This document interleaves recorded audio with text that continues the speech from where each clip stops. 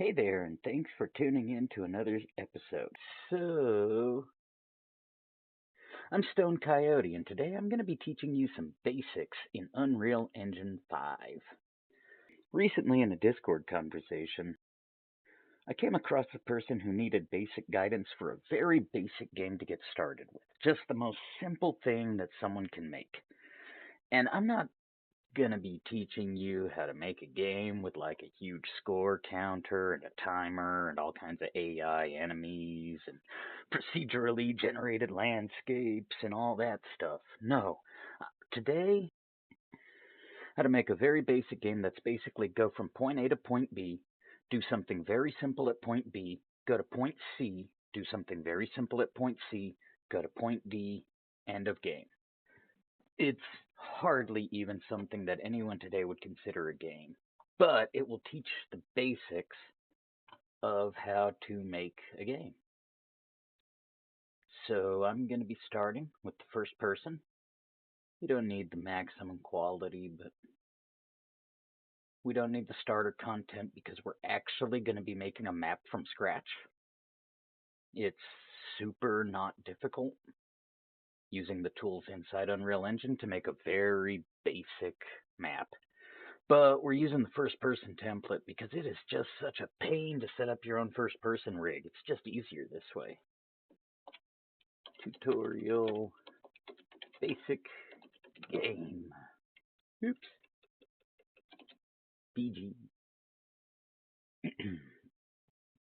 Go ahead and hit create, and this is going to take a bit of time depending on your computer and exactly which version of Unreal. I'll mention right now I'm using version 5.5 for the tutorial, but there is absolutely nothing that I'm going to do in this tutorial that doesn't apply to 5.0 as far as I know. So you should be able to, I'm actually pretty sure you should mostly be able to follow along with an Unreal Engine 4, but I've never used 4. I don't know. Let's find out. Anyways, create. Alright, once it's all loaded up, we're going to see a whole bunch of junk we're not going to be using. So, what I like to do is just go over here in the outliner. There's a way to get that there if you don't have it. I don't remember what that way is. Click on the top cube. Keep scrolling down until you reach the end of the shapes. Hold shift, click the bottom one, press delete. Goodbye shapes. Now we have the simulated cubes. Leave the playground for now, I guess. We're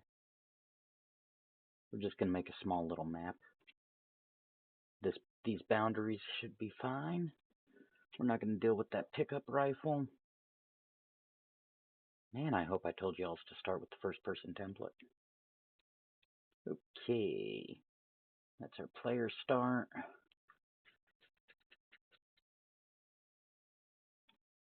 Don't need to know, don't need to bother with any of the stuff there. Okay.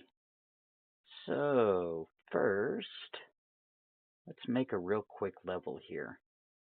Go click this here where it says selection mode. Go into modeling. Oh, yes it does. Click create. Click box. Let's go ahead and put this little box anywhere.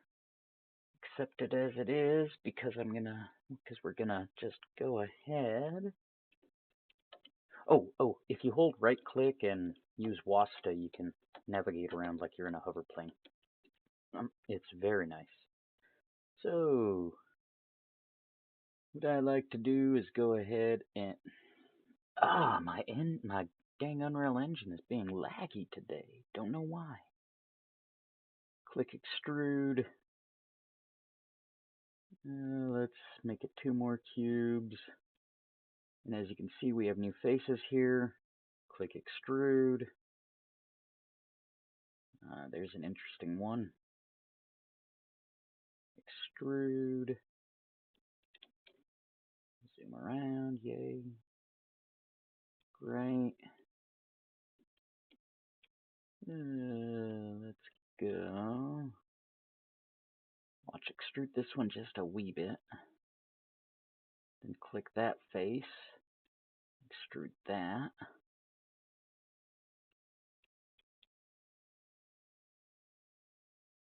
Let's bring it back a bit. Click this face, extrude, just enough for a wall. Click face, extrude.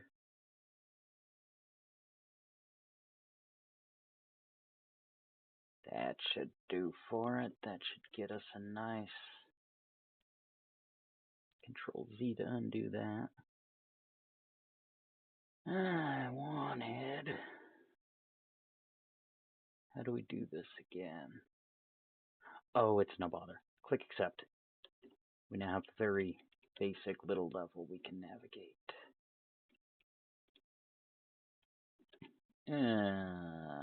Let's do something else here. Polygroup edit. Because one issue we're going to have... Plump. There we go. Now the player will basically be forced to do that. Go out that way. Let's make it even a little more. I know, basic game, I said. This is the average problem we face as coders. We want our things to be bigger. But I think this will be the extent of it. Okay, we have a little basic level here. Player starts there, has to go around, get here. On the way, we're going to want the player to have to collect a few things. That's going to be, go ahead and click here and go back to selection mode. That's the default mode. So now we need to start making the things for the player to collect.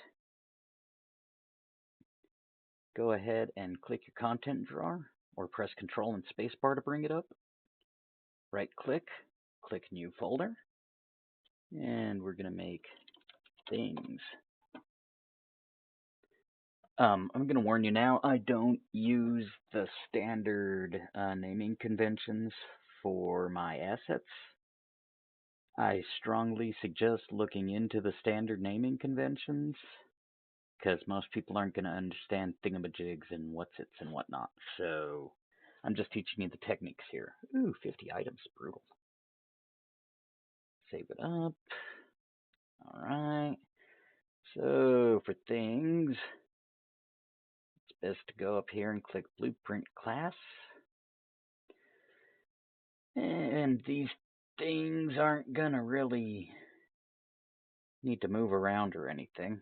I'm not teaching an advanced course here. This is a very, very, very basic game. And let's make this pick up 1 actor. Blueprint class actor. Pick up 2 actor. No spaces, remember? Actor. Pick up 3 actor.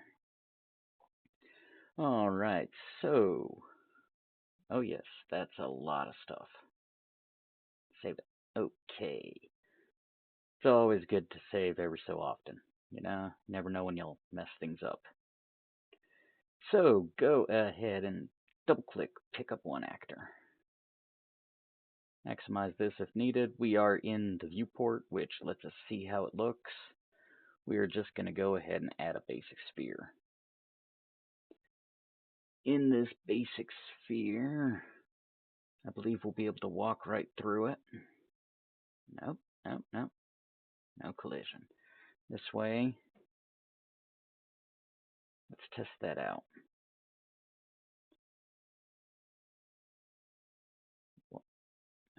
Okay. Save. I like to test in a new editor window. Right click in the window. Right through it. Excellent.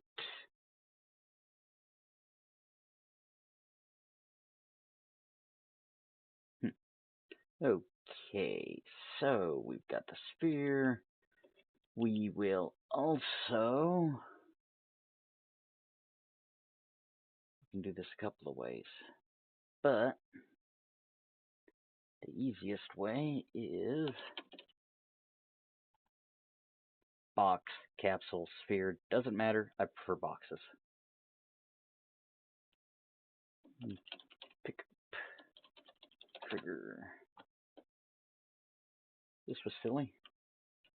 Go ahead and kill these. We're just gonna end up copying the pickup one. Heh.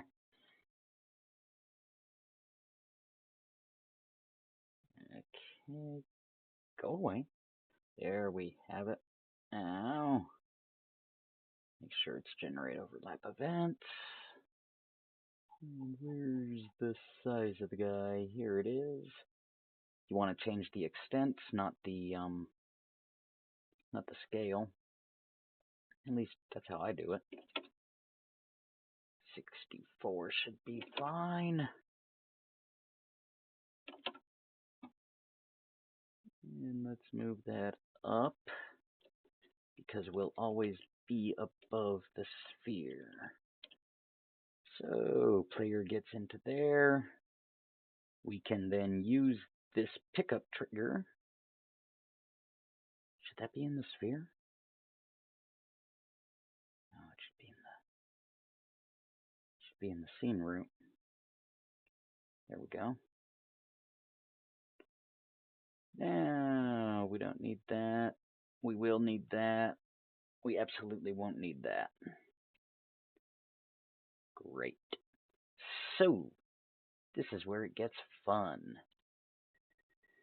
When the actor is overlapped, we can really do a basic print string, hello. And in theory, it should just basically work like that. It's that simple to set up a very basic overlap event. So when you overlap it, it does the thing that it says. But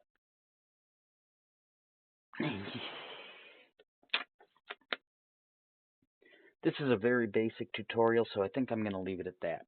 When any actor begins to overlap it, it'll do this amount of things. Okay, that's fine. So, next bit. What it's doing when it overlaps. So, let us go through here, go into first person, go into blueprints, and where's my player controller? Where the heck's the player controller?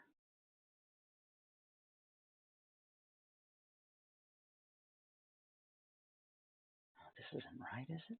Am I tripping?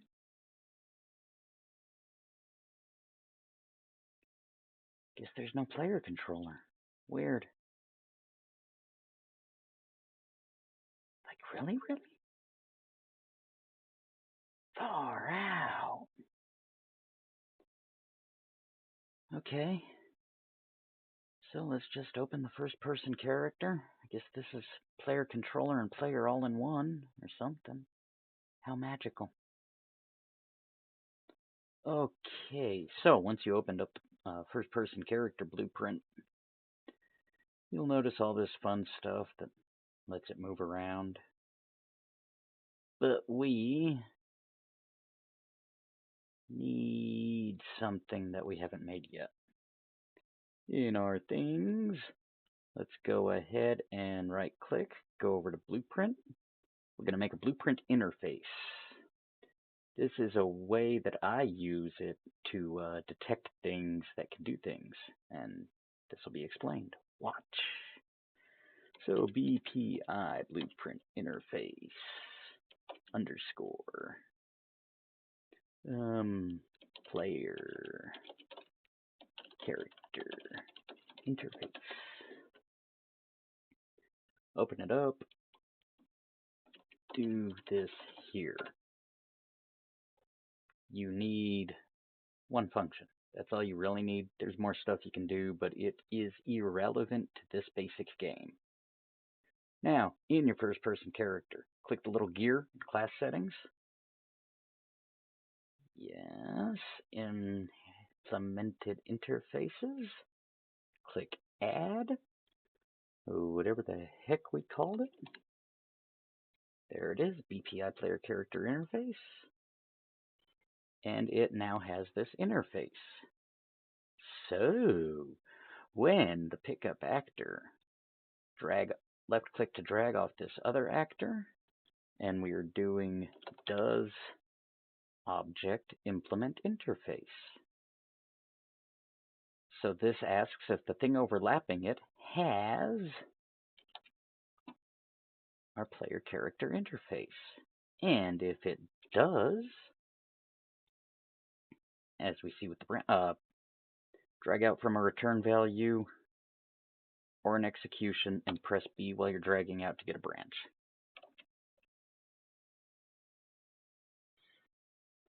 And a branch does this execution if it's true, this execution if it is not true. For this, we're just going to put nothing at all. For this, we're going to put a simple destroy actor. And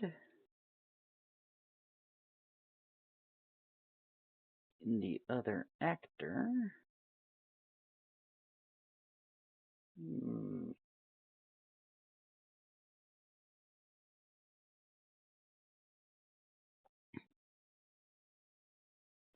so let's see. Oh man, I should have just moved them over.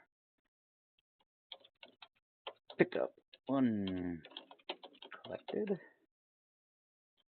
Pick up two collected. Making these booleans, which are on and off. They default once you compile it to off or false, untrue, whatever you want to call it. There you are. Let us make this a little bit more.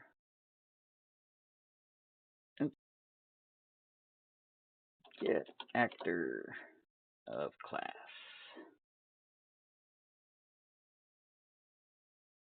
Because if the actor overlapping it has the blueprint interface, player character interface, it's going to be, you guessed it, our first person character.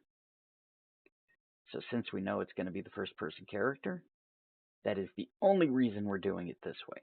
Again, this is a very simple game. I'm teaching you the basic way to make a very basic game. There are better practices, there are different practices.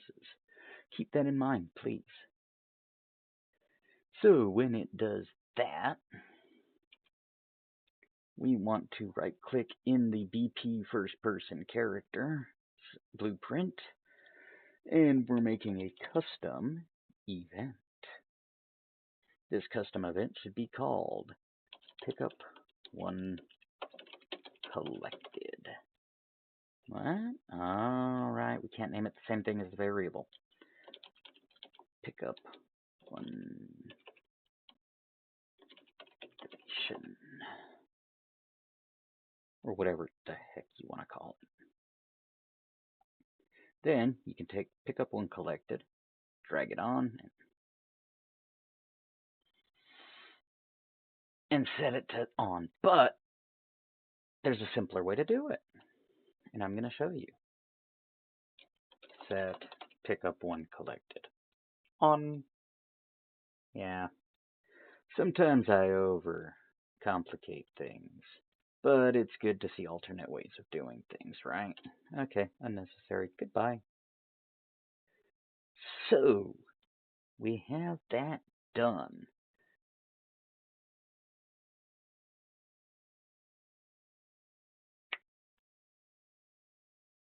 Now, undo this here. I don't think that's necessary, actually. So, okay. We should have a... There it is. Yes, forgot to do that. Now I believe we should be able to, boom, collected and gone. Great. There's the basic front of it. Now, we're going to get a little tiny bit more complex as we move to the second and third ones. Control D while you have it highlighted, and to get to the end, delete, make it 2. Pickup 1, Actor 2. There we have it. Save. Now this is going to be a little bit different. This one can only be collected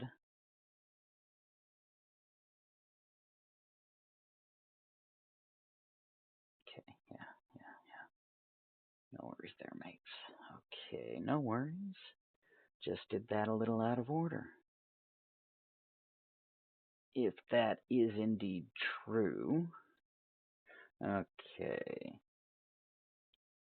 So, if pickup 1, so we're going to get the value of pickup 1.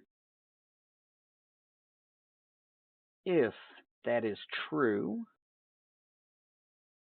and pickup 1 is collected, then set pickup 2 collected.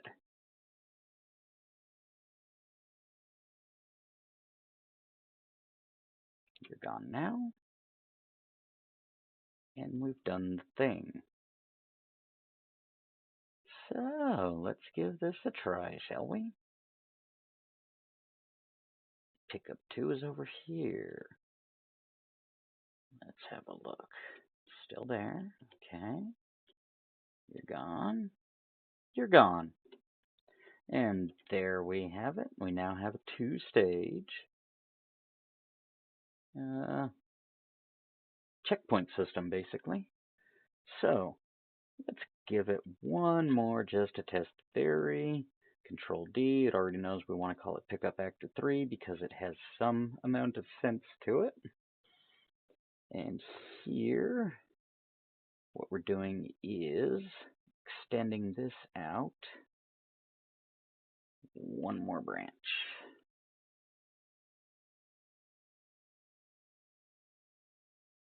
Because, though that is unnecessary, now is Pickup 2 collected.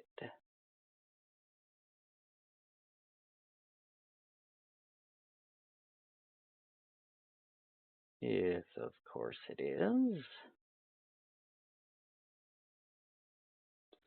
As well as Pickup 1 being collected, then we can make this set Pickup 3 collected to on.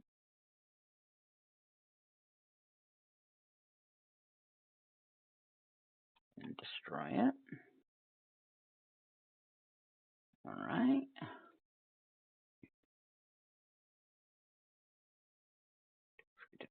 Drag it out here. And let's make it a little more challenging, right? In theory. That way they can't see them all right away. Oh, no, that's wrong. That would be awful. Horrible game design to make someone go all the way that far and then backtrack. Nah, that would be a bummer. Okay. Doing this a little more proper. And now, let us... You can also set up a level blueprint to have these here detections, but I'm a little bit of an old school simple man. I like to just do game finished. Its own little actor. Why not, right? Okay, we need a cube. Great.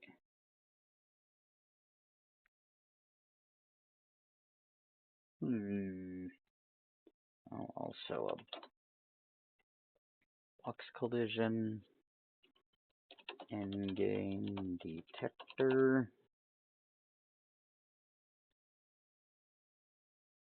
Endgame detector needs to be a lot bigger, so 64, 64, 64.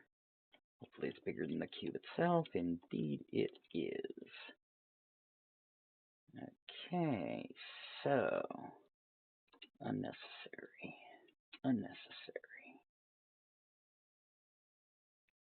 Go from here.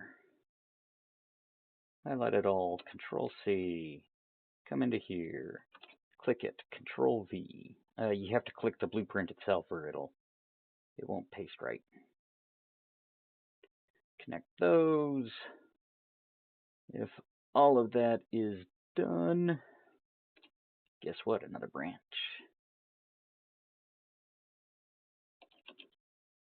Get pickup 3 collected.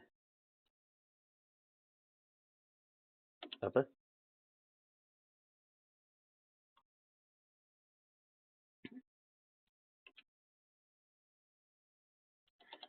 Print string. You win. This is going to be the most simple way to show that you've done all the tasks required. In a future tutorial, I could also set up a UI and stuff, but this is just to get the most basic concept of a game down. So this should suffice, right? It's been long enough. Okay, let's drag this bad boy in here, right? And we can go ahead and click scale.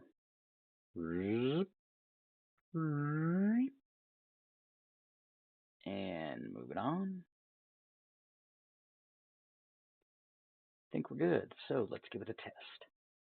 1, 2, 3. You win. And there we have the most basic game that I can possibly think to make with Unreal Engine. It's nothing that's incredibly entertaining, but it's the first step on your journey towards making games in Unreal Engine. And I will do some more back to the very beginner basics videos if I have time, of course. If you have any that you'd like to see, go ahead and drop one into the comments section. And if you liked this and didn't find it horribly boring and disjointed, go ahead and give it a like, please. I hope this helps whoever's watching it to just get a basic foot into how to make games in this engine, because it can be a very daunting engine, being so complex and graphically high fidelity and all this fun stuff. But you really can just go in there, rip a few things off, and make something that's like a game. Now, of course, you will want to put all your own assets and sounds and all that other fun stuff in, but this is a functional game. As I said, any requests or anything, drop them in the comments.